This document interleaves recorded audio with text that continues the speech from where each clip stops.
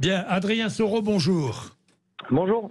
Vous êtes étoilé, restaurateur dans le Périgord. À quel endroit, Adrien? À côté de Sarlat, à Paulin, dans le 24 590. Bon, vous avez été contraint de mettre la clé sous la porte? Oui, tout à fait.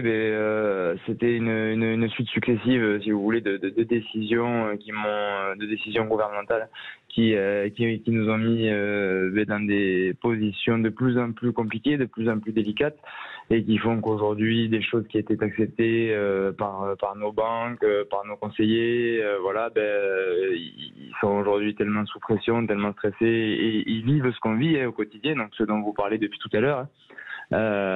Qui voient bien le secteur sous tension, et donc ils suivent plus, tout simplement. Mais Adrien, le manque de clients aussi ou pas? Quand on passe de 3500 à 6000 clients, je suis pas sûr que ce soit le problème. Bon.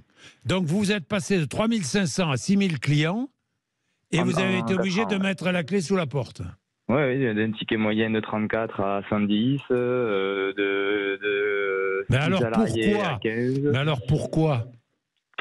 Parce que, en fin de compte, si vous voulez, aujourd'hui, la Ménardie, c'était un petit peu comme un adolescent qui avait grandi, ses jambes, ses bras plus vite que ses jambes, vous voyez? Oui. C'est le problème. C'est-à-dire qu'on a eu beaucoup de réussites, des distinctions, des gros volumes d'un coup qui sont arrivés. Trop d'investissement?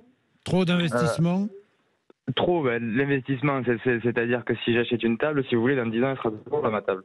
Oui. Donc trop d'investissement, c'est une question de point de vue. Si on parle sur 6 mois, bien sûr, trop d'investissement. Moi, je comptais passer ma vie dans ce restaurant. Oui.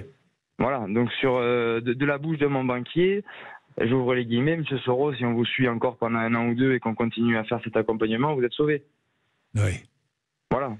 Et le banquier n'a pas voulu vous accompagner? Mais c'est pas une question de temps, une question de volonté, que de contexte, si vous voulez, de conjoncture qui fait qu'ils sont stressés, quoi. Ils sont stressés, ils sont sous pression. Mais sincèrement, je l'ai au téléphone, il est sous pression, il est stressé. Oui. 15 salariés. Voilà. Tout à fait. Qu'est-ce que vous allez faire, Adrien? Déjà essayer d'en sauver le maximum, c'est-à-dire que moi je vais me retourner et en prendre le plus possible avec moi, parce qu'ils sont tous... Vous allez ouvrir un autre établissement? Certainement pas, non. Non? Non, certainement pas, non. Mais qu'allez-vous faire alors? Je vais repartir sous la coupe d'une chef multi-étoilée. Multi-étoilée. Voilà. Et vous allez travailler avec elle? Exactement. Ça sera pour vous plus tranquille que d'avoir votre propre établissement? C'est pas l'idée. Si vous voulez, moi, comment je suis arrivé à ouvrir mon établissement, c'est un parcours de vie. J'ai commencé à me former chez Monsieur Robuchon, après chez Monsieur Ducasse, etc. J'ai vraiment essayé d'apprendre l'essence de mon métier parmi ceux que je considérais les meilleurs. Et ça, je sais que beaucoup de gens ont du mal à l'entendre, mais ça représente une centaine d'heures de travail par semaine, obligatoirement. Voilà. C'est ça l'artisanat aujourd'hui. Mais je m'en plains pas, attention, je suis très fier de ça. Seulement, il faut le dire. Voilà, il faut le dire. Et aujourd'hui, en tant que patron, c'est la même chose. Et donc, j'arrive à ouvrir mon restaurant parce que j'arrive à un plafond de verre, et où je me dis, les solutions aujourd'hui, personne ne peut les apporter à part moi, donc si je veux faire ce que je veux, il faut que je fasse mon restaurant.